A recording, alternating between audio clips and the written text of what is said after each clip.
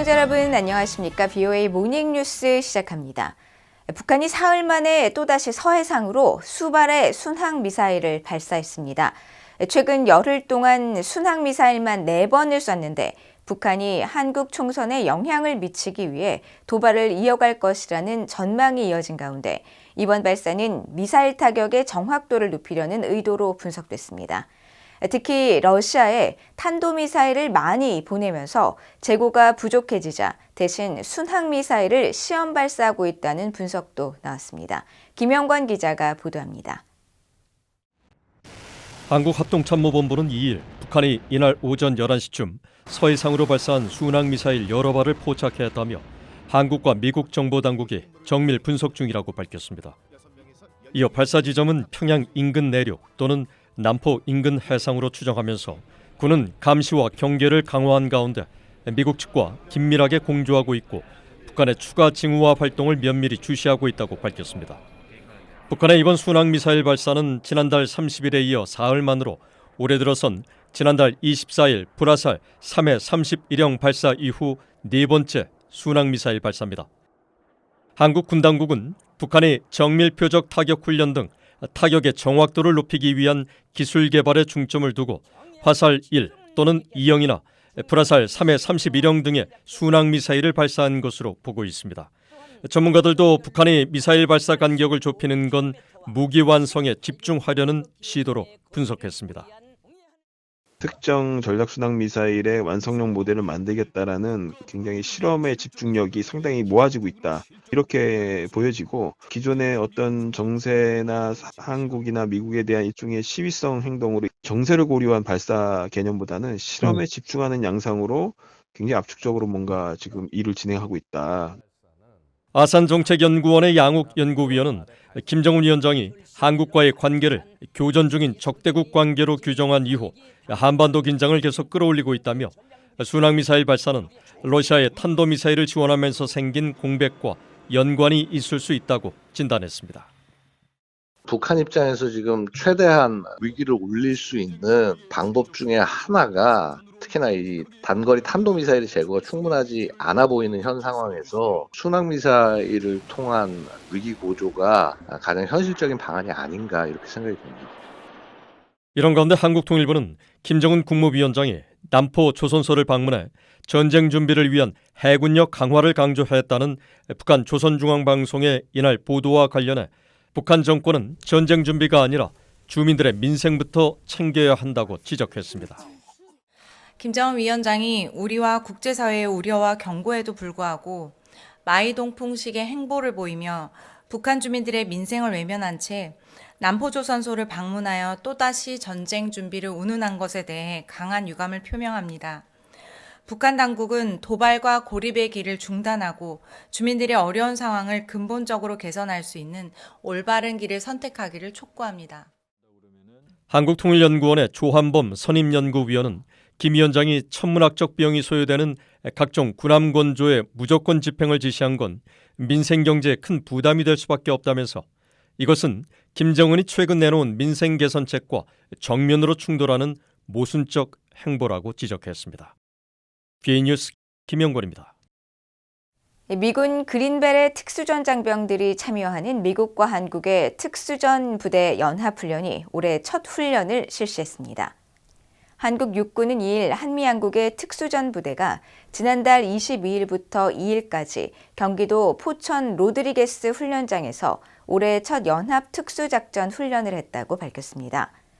이번 훈련에는 한국 육군 특수전사령부 비호여단 예하 북극성대대와 세계 분쟁 지역에 투입돼 게릴라전과 비정규 전투 임무를 수행하는 그린베레로 알려진 미국 육군 7개 특수전단들 가운데 1특수전단 장병들이 참가했다고 연합뉴스 등 한국 언론들이 보도했습니다. 앞서 주한미군 사령부도 지난달 30일 인터넷 사회관계망 서비스를 통해 미국과 한국의 특수전 장병들의 훈련 모습 사진들을 올리며 양국이 정기적인 실전 연합훈련을 통해 특수전 수행 능력을 강화하고 있다고 밝혔습니다. 북한이 핵무기를 실제로 사용할 수도 있다는 전문가의 주장과 또 북한 정권은 긴장을 고조시킬 가능성은 높지만 정권 생존의 위험성을 감수하면서 전면전까지 갈 가능성은 낮다는 전문가 의견이 나왔습니다. VOA가 지난 1일 로버트 갈루치 전 국무부 대북 특사와 토마스 셰퍼 전 북한 주재 독일 대사를 초청해 실시한 특별 대담에서 갈루치 전 특사는 동북아와 국제사회에 대한 한반도 위협의 성격이 달라졌다며 북한의 김정은 국무위원장은 2019년 하노이 정상회담 실패를 재평가하면서 중국, 러시아와 밀착하고 미북 협상엔 관심이 없기 때문에 핵무기와 운반 수단을 고도화하고 있다고 밝혔습니다. 그러면서 북한은 핵무기 또는 저위력 핵무기를 사용할 수도 있는 군사적 교전을 감수할 수 있다면서 그 이유는 재래식 분쟁에서 핵무기가 일시적 우위를 주기 때문이며 북한은 또 이 경우 미국이 대응하지 않을 것이라고 계산할 수 있다고 분석했습니다. 이에 대해 토마스 셰퍼 전 주북 독일 대사는 북한 정권이 군사분계선 일대에서 긴장을 고조시킬 가능성은 높지만 전면전까지 가진 않을 것이라고 반박했습니다. 셰퍼 전 대사는 특히 북한 정권은 미한동맹이 재래식뿐 아니라 핵 측면에서도 북한보다 훨씬 강력하다는 것을 잘 알고 있다며 북한은 정권 생존에 대한 위험을 감수하고 싶어하지 않을 것이라고 지적했습니다. 이어 김정은이 원하는 것은 올해 미국 대선에서 도널드 트럼프 전 대통령이나 다른 고립주의 공화당 후보가 승리해 미한동맹 약화와 주한미군 철수라는 자신들의 주요 전략 목표에 더 다가갈 기회를 찾는 것이라고 분석했습니다. 한국 내 탈북민들의 성공적인 정착을 지원해 북한 주민들에게 자유와 번영으로 가는 희망의 메시지를 전해야 한다고 한국통일부의 문승현 차관이 밝혔습니다. 문승현 차관은 2일 정부 서울청사에서 열린 북한 이탈주민 보호 및 정착 지원 협의회에서 북한이 연초부터 두 국가론을 제기하면서 한반도의 군사적 위협을 고조시키고 있다고 지적하고 이런 때일수록 탈북민들의 성공적인 정착을 지원해 북한 주민에게 자유와 번영으로 가는 희망의 메시지를 전달해야 한다고 강조했다고 한국통일부가 밝혔습니다.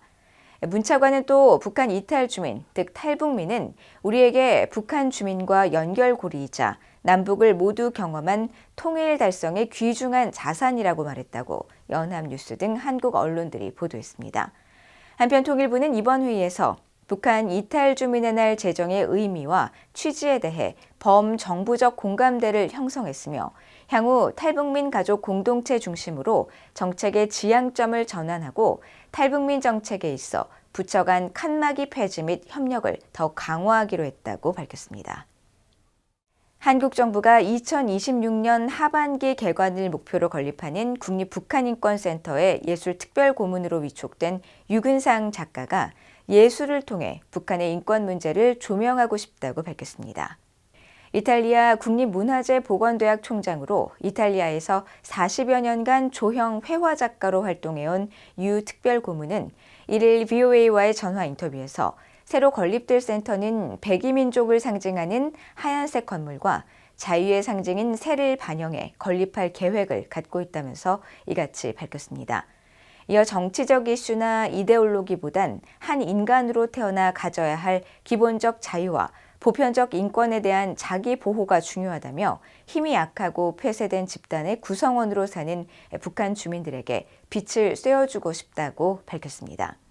유 특별고문은 특히 북한 주민들은 알 권리가 있다며 어두운 체제 속에서 암흑기를 보내는 주민들에게 이 외부 정보 유입의 중요성을 강조하며 북한 주민들도 외부에서 끊임없이 이를 위해 노력하고 있다는 것을 알았으면 좋겠다고 말했습니다. 이상으로 VOA 모닝 뉴스를 모두 마칩니다. 시청해주신 여러분 고맙습니다.